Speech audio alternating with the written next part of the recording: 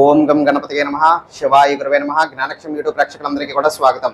ఇప్పుడు నేను మీకు చెప్పబోయేటువంటి ఈ యొక్క పరిహారాన్ని ఆచరించుకోవటం వలన ఒకవేళ విద్యార్థులైతే కనుక ఎగ్జామ్స్లో కానీ లేకపోతే కాంపిటేటివ్ ఎగ్జామ్స్లో కానీ మీరు సక్సెస్ సాధించాలని, లేకపోతే విద్యార్థులు కానిటువంటి వాళ్ళు కూడా మీకు ప్రత్యేకంగా ఇలా డబ్బు పరమైనటువంటి విజయం సాధించాలి అంటే, ఇప్పుడు రియల్ ఎస్టేట్ చేస్తున్నారనుకోండి, ఆ యొక్క విషయాలలో మీరు విజయం సాధించాలి అని చెప్పి, లేకపోతే ఏదైనా కేసులకు సంబంధించిన విషయాలు ఉంటే అక్కడ నేను విజయం సాధించాలి, ఇంటర్వ్యూకి వెళ్తున్నట్లయితే నాకు ఉద్యోగం రావాలి అని చెప్పి విజయం సాధించాలి అని చెప్పి నమస్కారం చేసుకోవచ్చు. లేకపోతే పెళ్లి సంబంధానికి వెళ్తున్నారైతే ఇది సక్సెస్ అవ్వాలి, నాకు పెళ్లి కుదరాలి అనబడేటువంటి విషయం గురించి అయినా మీరు చేయొచ్చు. అంటే ముఖ్యంగా ఏ పని ఏ కార్యం అయితే ఉందో మనకు అది విజయము కలగాలి, అది విజయం సాధించాలి, అందులో మనకి సక్సెస్ రావాలి అనబడేటువంటి ఉద్దేశంతో ఈ యొక్క పరిహారం చేయొచ్చు.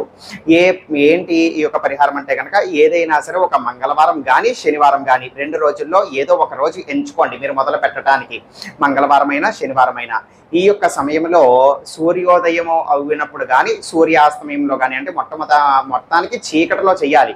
ఒకవేళ ఉదయం చేయాలనుకుంటే తెల్లవారి 4:30 నుంచి 6 మధ్యలో చేయాలి. ఒకవేళ సాయంత్రం చేయాలి అని అనుకుంటే సాయంత్రం 7 నుంచి 8 మధ్యలో మీరు ఈ యొక్క పరిహారం చేసుకోవచ్చు. ఏం చెయ్యాలి? ఏకాంతంగా ఉండేటువంటి గదిలో కానీ పూజా మందిరంలో కానీ చక్కగా వెళ్ళండి. చక్కగా వెళ్ళిన తర్వాత మొట్టమొదట ఆవు నేతితో దీపారాధన చేసుకోండి, దీపం వెలిగించండి.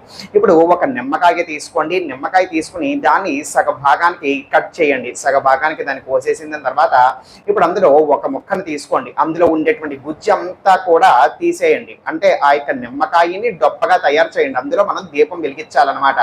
డొప్పగా తయారు చేయండి అంటే అందులో మనం దీపం వెలిగించాలన్నమాట. చాలా మంది చేస్తూనే ఉంటారు, మీరు చూసే ఉంటారు, మీకు దీని గురించి అవగాహన ఉండే ఉంటుంది. ఆ యొక్క నిమ్మకాయ యొక్క గుజ్జంతా కూడా మనం తీసేసి దాన్ని డొప్పగా తయారు చేసుకుని ఇప్పుడు అందులో ఆవు నేతితో ఒత్తులు వేసి దీపం అనేటువంటిది వెలిగించి పెట్టుకుంటారు. ఒక ఎర్రటి గుడ్డ తీసుకోండి. ఆ యొక్క ఎర్రటి గుడ్డ మీద ఒక చిన్న ప్లేట్ ఏదైనా సరే పెట్టుకుని ఆ యొక్క ప్లేట్ మీద ఈ విధంగా దీపం అనేటువంటిది వెలిగించండి.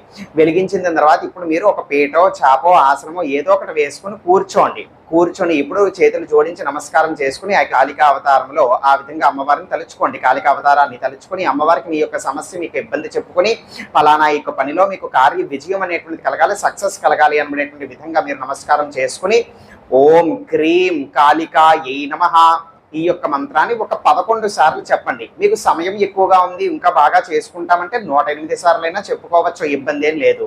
ఈ విధంగా మంత్ర జపం చేసుకోండి. ఆ యొక్క దీపం అంతా కూడా కొండెక్కిపోయిన తర్వాత దాన్ని మీరు పారవేసేయచ్చు. మంత్ర జపం చేసుకున్న తర్వాత పూర్తి అయిపోయాక మీ యొక్క పని అనేటువంటి చేసుకోవచ్చు. ఈ విధంగా మంగళవారం కానీ శనివారం కానీ మీరు మొదలు పెట్టారనుకోండి, విడవకుండా వరస్సుగా కనీసము ఒక 5 వారాలు ఈ యొక్క పని అనేటువంటి చేస్తే మీరు అనుకున్నటువంటి పనిలో మీరు విజయం సాధించేటువంటి అవకాశం ఉంటుంది.